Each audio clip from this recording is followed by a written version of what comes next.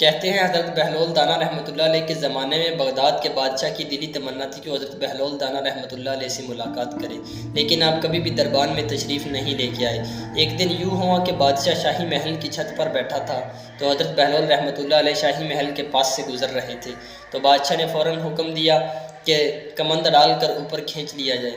چنانچہ ایسا ہی کیا گیا، اور جب آپ کو بادشاہ کے سامنے پیش کیا گیا تو بادشاہ نے آپ سے سوال پوچھا کہ حضرت ایک سوال کا جواب دیجئے، یہ فرمائیے کہ آپ اللہ تک کیسے پہنچے؟ تو حضرت بہلول دانا رحمۃ اللہ علیہ نے فرمایا کہ اے بادشاہ، جیسے میں آپ تک پہنچا ویسے ہی اللہ تک پہنچا۔ تو بادشاہ نے کہا میں سمجھا نہیں۔ تو انہوں نے کہا اے بادشاہ، اگر میں تیرے تک آنے کی کوشش کرتا تو سب سے پہلے نہاتا، پھر اچھے کپڑے پہنتا، پھر خوشبو لگا کر تیرے دربانوں کی منتیں کرتا، اور پھر بھی تیرا حکم ہوتا تو میں تیرے پاس آتا، اگر تیرا حکم نہ ہوتا تو میں تیرے پاس نہ آتا، لیکن جب تو نے مجھے اپنے پاس بلانا چاہا تو لمحوں میں ہی اپنے پاس بلا لیا۔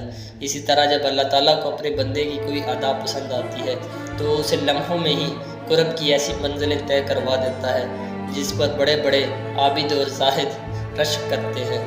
حضرت اقبال فرماتے ہیں جب عشق سکھاتا ہے آداب خودگاہی، کھلتے ہیں غلاموں پر اسرار شہنشاہی، عطاری ہو رومی ہو غزالی ہو یا رازی، کچھ ہاتھ نہیں آتا بے آہ سحرگاہی۔